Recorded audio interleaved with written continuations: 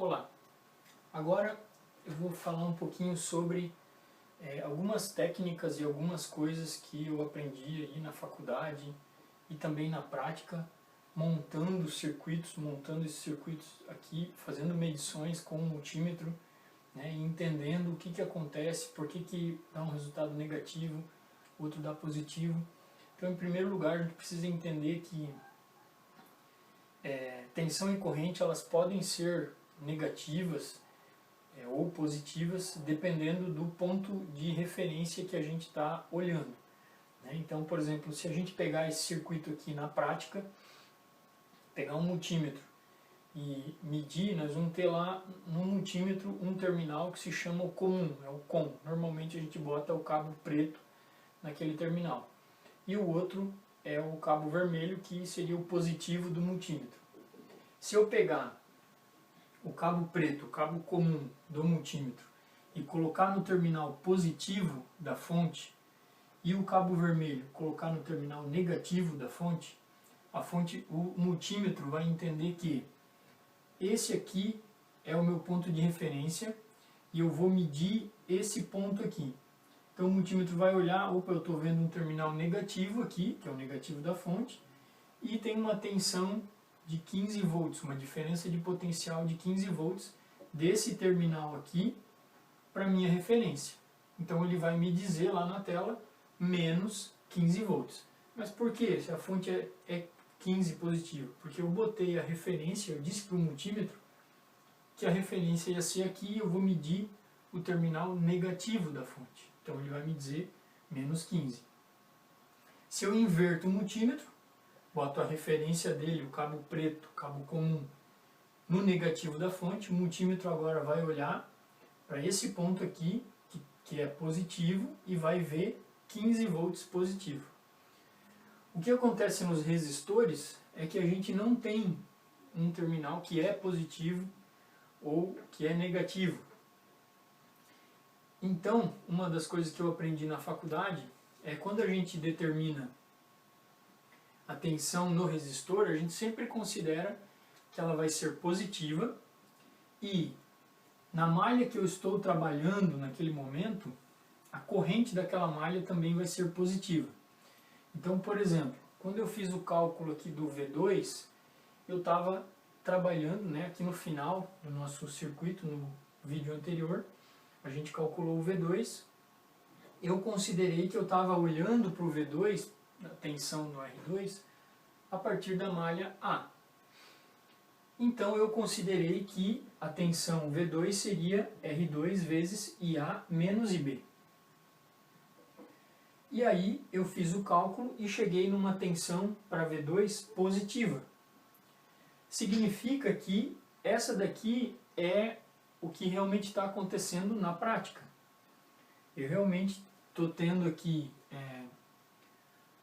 uma corrente IA, né, um resultado aqui, uma resultante do IA menos o IB, estou tendo um resultante positivo, como me deu aqui 10,82 mA, deu um resultado positivo.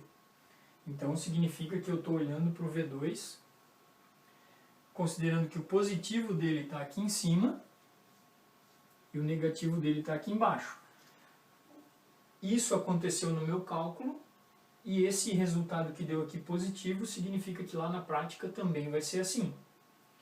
Se eu tivesse olhado a partir da malha B, eu teria feito esse cálculo aqui sendo IB menos IA. E eu teria chegado num resultado aqui, eu colocaria aqui o menos 19,02 menos 8,20. Então o menos 19,02 mais 8,20 ia me dar um resultado negativo de corrente, ia me dar menos 10,82 e aqui eu teria menos 10,82 volts. Isso significaria o quê? Que no cálculo eu estaria considerando negativo em cima, positivo embaixo, Só que na prática, né, esse sinal negativo que apareceria aqui vai estar me dizendo que na prática não é assim. Que na prática o positivo está em cima. Isso é uma coisa que confunde muito os alunos e acaba, o pessoal fica inseguro e acaba fazendo coisas erradas, né? Mas a questão aqui é a gente se lembrar que deu negativo é só porque o meu multímetro está invertido, né? Por exemplo, o V3, aqui nos cálculos eu considerei que o positivo dele é aqui e o negativo dele é aqui. Eu peguei o terminal comum, ponteira preta do multímetro, botei aqui, e a ponteira vermelha do multímetro botei aqui.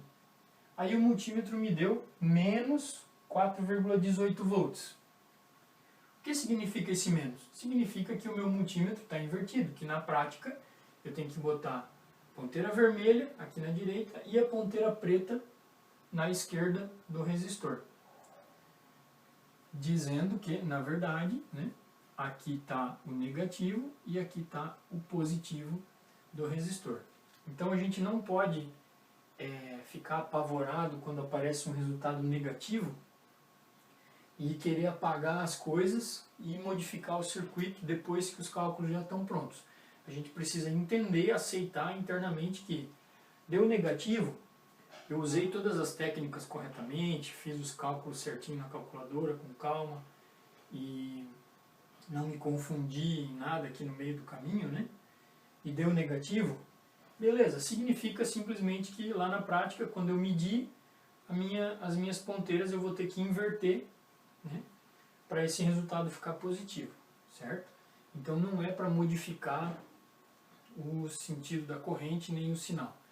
E, de novo, né, eu sempre considero todas as correntes no sentido horário, sempre considero a corrente da malha que eu estou trabalhando, considero como positiva, né, IA menos IB, depois eu vou fazer a malha B, vou fazer IB menos IA,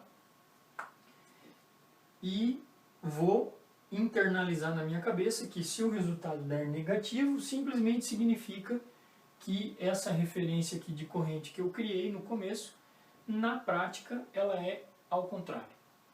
Eu não vou apagar nenhum sinal, não vou modificar nenhum sinal, não vou modificar o circuito nem nada.